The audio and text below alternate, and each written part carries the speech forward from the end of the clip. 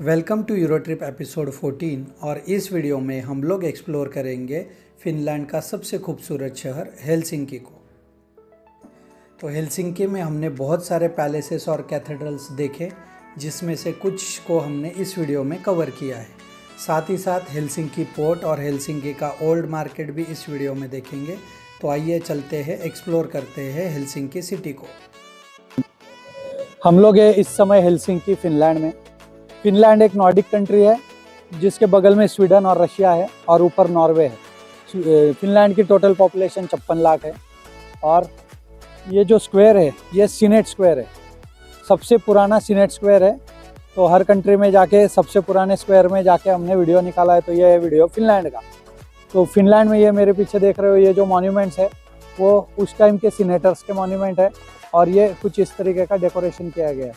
ठीक इसके पीछे जो दिख रहा है वो प्राइम मिनिस्टर ऑफ फिनलैंड का ऑफिस है, प्राइम मिनिस्टर ऑफ फिनलैंड। तो ये जो जर्नी दिखाई गई 1810 से लेके 1999 तक, वो भी हम लोग देखेंगे।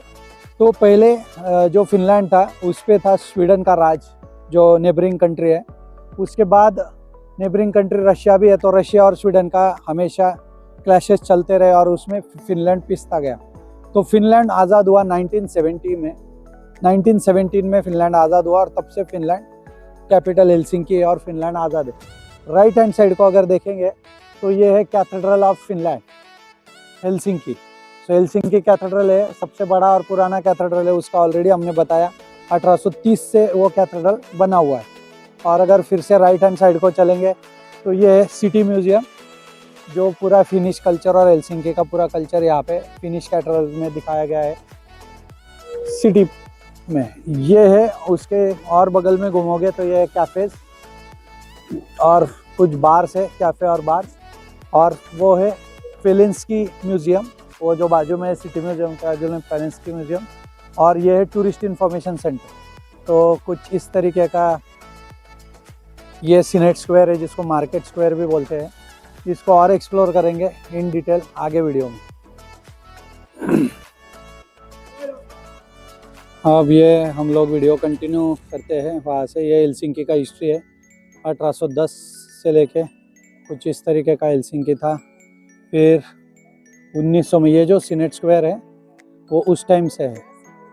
और उसके बाद ये जो दिख रहा है ये 1890 में ये जो प्राइम मिनिस्टर ऑफिस है वो कुछ ऐसा है। और ये जो सीनेट स्क्वायर है बीच में वो भी अभी भी दिख रहा है।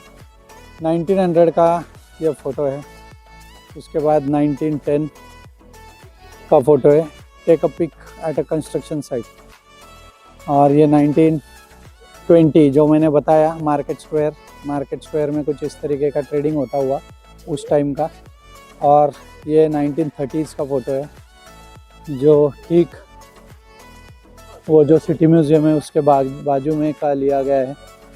उसके बाद 1944 बॉम्बिंग ऑफ हेलसिंकी, जो बॉम्बिंग हुई 1944 में हेलसिंकी पे, उसका भी है। वर्ल्ड वॉर 2 में हेलसिंकी का भी नुकसान हुआ। 1950 the promotion of ceremony of University of Helsinki.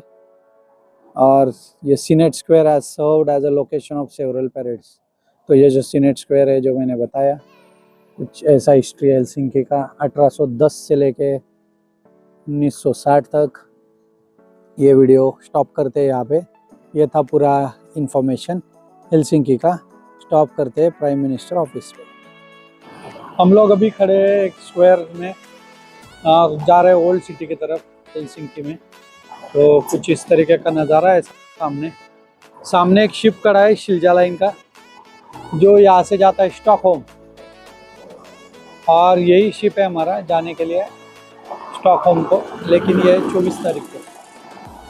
और कुछ इस तरीके से हेलसिंकी है। नेशनल लाइब्रेरी, ये फिनलैंड और स्वीडन का झंडा।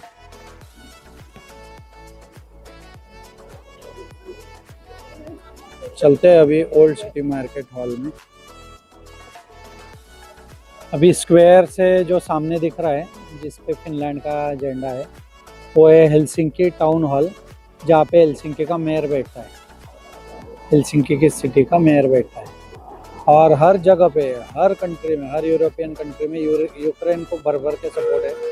तो हर जगह पे यूक्रेन का झंडा लगा होता है, हर एक कंट्री के झंडे के बगल।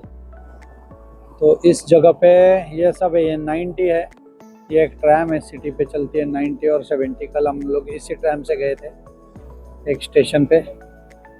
और ये है अमेंडाज मॉन्यूमेंट, तो जो लेडी है वो है अमेंडा, और उसका कुछ ऐसा बनाया गया है यहाँ पर। और ये है हॉल्स, रेस्टोरेंट्स और कुछ बिल्डिंग्स। और अगर यहाँ पे देखा जाए समुंदर में, तो ये शिल्जा लाइन का शिप है, ये जाता है स्टॉकहोम, जो मैंने ऑलरेडी बताया। और वो जो बड़ा वाइकिंग लाइन का शिप है वो सीधा जाता है कोपेनहेगन। तो दो बहुत बड़े क्रूज यहाँ पे हेलसिंकी पोर्ट पे खड़े हैं, एक वाइकिंग लाइन और एक शिल्जा लाइन। चलते हैं हम लोग आगे ओल्ड टाउन हॉल की तरफ। बाहर ओल्ड टाउन मार्केट हॉल देख के हम लोग आ गए बाहर। स्मेल बहुत बुरा था वहाँ पे, बहुत ही बुरा।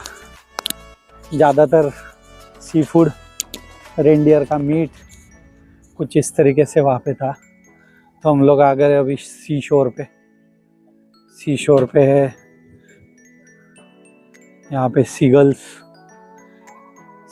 बोलते हैं इनको, सी ईगल।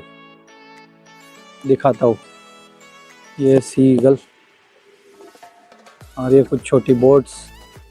ये शिल्जा लाइन का शिप जाएगा स्टॉकहोम, वाइकिंग लाइन का शिप जाएगा कोपेनहेगन। ये और छोटे बड़े शिप है। वो अपसिंकी कैथेड्रल है, ऊपर दिख रहा है, वहाँ पे भी जाएंगे। कुछ सिटी का ऐसे नज़ारा है इस तरीके से। तो ये हेलसिंकी का सबसे फेमस जगह अपसिंकी कैथेड्रल। तो जब आप हेलसिंकी या फिनलैंड सर्च करोगे तो आपको ये बिल्डिंग हमेशा नज़र आएगा। ये है अपसिंकी कैथेड्रल। तो अपसिंकी कैथेड्रल का ये हिस्ट्री है कि ये बना 1868 में, और इसको बनाया अलेक्जेंडर वन ने। तो अलेक्जेंडर वन ने बनाया, अलेक्जेंडर टू ने उसको आगे बढ़ाया, और on the basis of memories of Alexander one के। और इसको रशिया ने बहुत सारा डोनेशन दिया, ऐसा बोलते हैं। अलेक्जेंडर 2-3 ने बाद में बहुत सारा डोनेशन दिया, ऐसा ही बोला जाता है। जब यहाँ पे रशिया का सरकार था, रशियन शासन था, रशियन एम्पायर था, तब साल्ट पे इंपोर्ट होने वाला जो टैक्स था उसमें से फिर 15% दो कैथेड्रल को जाता था। एक वो हमने देखा था हेलसिंकी कैथेड्रल, दूसरा अपसिंकी कैथेड्रल। ये कैथेड्रल या चर्च बनाने में टोटल 7 लाख की ईंटें लगी है। ये लाल ईंट है, 7 लाख लगी है, ऐसा इसका कुछ हिस्ट्री हमने पढ़ा है। चलते हैं आगे, दिखाते हैं आपको अपसिंकी कैथेड्रल। ये है अपसिंकी कैथेड्रल का आगे से व्यू। तो सारे चर्चेस है, इनको यहाँ पे कैथेड्रल बोलते हैं, जो ऑर्थोडॉक्स क्रिश्चियनिटी में आते हैं। ऑर्थोडॉक्स क्रिश्चियनिटी, तो इनको कैथेड्रल बोला जाता है। तो अब तक जितने भी कैथेड्रल हमने यूरोप में देखे, उन सारे कैथेड्रल्स को एक अलग आर्किटेक्चर था। तो ये एक में ऐसा चर्च है जिसमें ये ईंटों से बनाया गया है, और ये जीसस क्राइस्ट का ये जो सिंबल है, क्रॉस, वो ऊपर तो लगा ही है। कुछ इस तरीके से ये है। अंदर एंट्री है, चलते हैं अंदर। अंदर से देखते हैं कि ये कैसा है।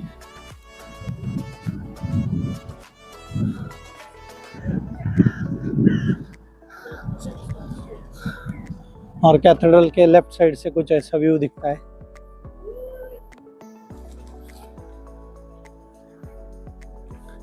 हेलसिंकी पोर्ट का यहाँ से एंट्रेंस है, चलते हैं अंदर। तो हम लोग यहाँ पे है टेम्परकियो चर्च म्यूज़ियम में। तो ये एक म्यूज़ियम भी है, और एक ये बना है 1968 में, और ये वन ऑफ द म्यूज़ियम है जो रॉक में बनाया गया है। रॉक कट म्यूज़ियम इसको बोलते हैं। तो रॉक को कट करके ये जगह पहले अलॉट किया गया है चर्च को, और रॉक को कट करके म्यूज़ियम बनाया है। तो कुछ इस तरीके का ये म्यूज़ियम है। 8 यूरो इसका टिकट है अंदर जाने का। तो चलते हैं अंदर। 8 यूरो का टिकट है। टोटल 750 सीट्स है यहाँ पे, और अगर 750 सीट अगर इसकी फुल हो गई तो ये बंद कर देते हैं। तो कुछ ही लिमिटेड सीट बची है। तो चलते हैं अंदर और एक्सप्लोर करते हैं रॉक कट चर्च।